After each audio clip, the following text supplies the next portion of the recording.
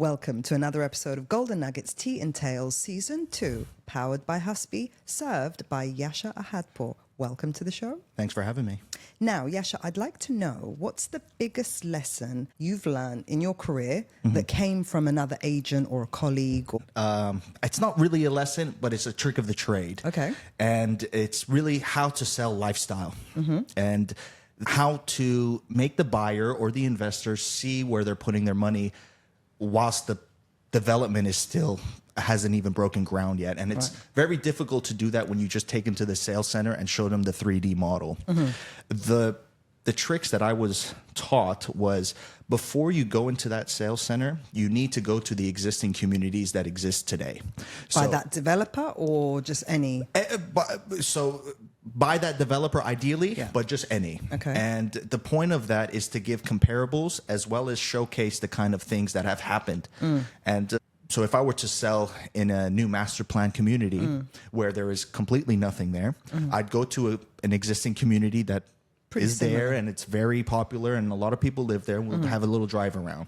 I'll go to another community where we'll drive around there, look at the different types of houses, the quality of, you look at the amenities. That's essentially what I'm showcasing, the restaurants, the golf courses, and Go for a coffee, and you find out a little bit about who they are. And that's when you're kind of building that relationship, when you're in the car, when you're, pointing out this and that and showcasing that you are the experienced agent here. And that's so important because when I always give comparisons to when I was a real estate agent, which was like 20 years ago. But my manager at the time, and then when I became a manager, I would teach the same, which is never ever meet a client at the property because you've missed the opportunity to build rapport with them or have a conversation with them half an hour prior to the viewing. So they always used to say, meet them in the office, let them leave their car, you drive them in your car or jump in their car so that you've got that time to spend with them, asking questions, building rapport, getting to know them before you actually step into the house. But if you step into the house or the sales center immediately, you're just talking about the property. So just like you said it, I think it can even save you a lot of time because if you didn't build that rapport and you didn't know what they were looking for, what they were after, or you have no idea about how long they've been in the city, how long they've been looking for, you might end up going to the property and find yourself that, okay, this client didn't like this villa, but why? And I could have saved a lot of time for the seller's agent or my landlord. I could have just taken them to another property that I knew they would have liked. Yeah.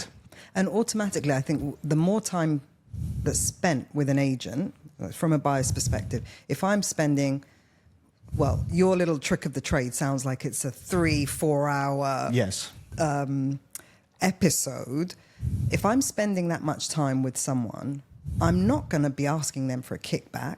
I'm not going to be screwing them. I'm not going to be saying they're not worth their commission.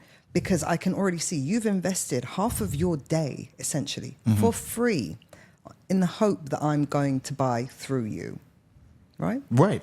That conversation where you mentioned kickback, that conversation just doesn't happen in that kind of scenario ever. Because they can see that you've put in effort to get the right property for them.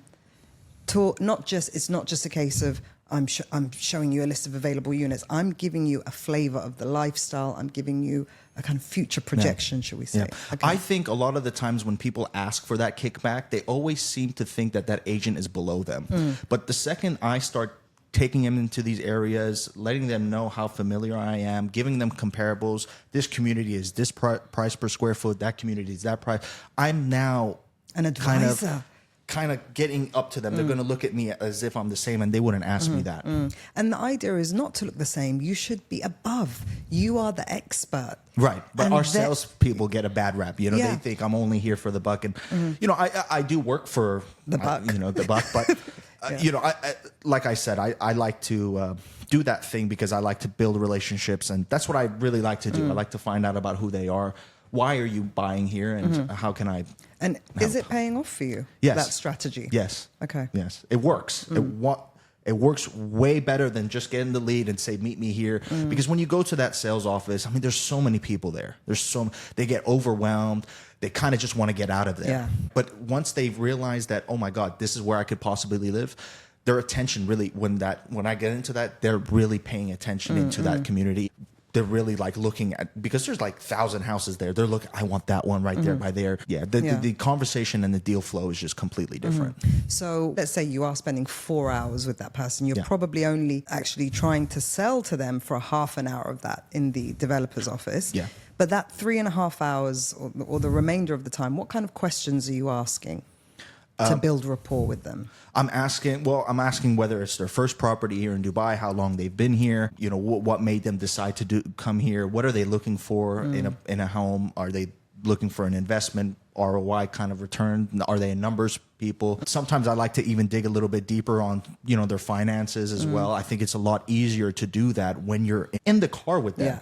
You know, when you're talking about what kind of job they have, what position they are in, and you know, it just becomes a lot easier for me to ask these, how do you say, qualifying questions that doesn't really hit at home as hard when you're on the phone. Okay, if you're asking on the phone, it's very awkward, and it just actually seems quite intrusive. Exactly. So when I get a lead, say on one of them portals, and you know, and they say, let's go for a viewing, and I said, well, hold on, well, let me ask you a few questions, and when it doesn't feel right with me to ask them those questions. I'd like to meet with them first before going over there, unless they're very familiar, they've been looking for the last 6 months, and they know exactly what they want. They just want to make sure it's real. Okay, let's go.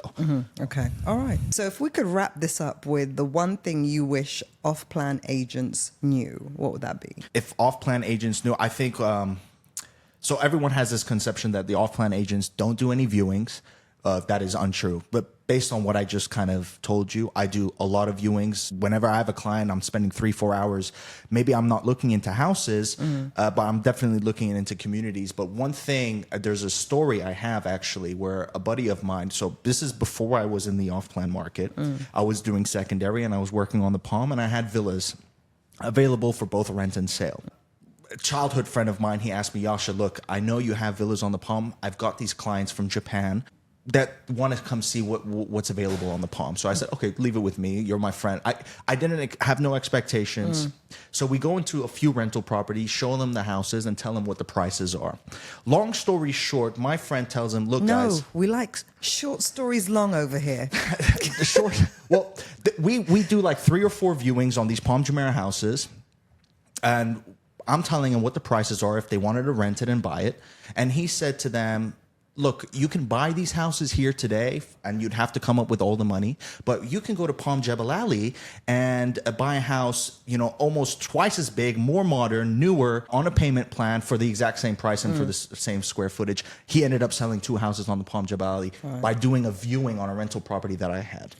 And you're showcasing 2 different things here. And just like the same goes, when you're pitching a community, when you're pitching an island, you know, go to something that exists currently and show them this is what it is. And this is what you're going to expect. Off-plan agents should be showing something. Yeah, view. Go take them somewhere. You know, don't go to the sales center. Just go.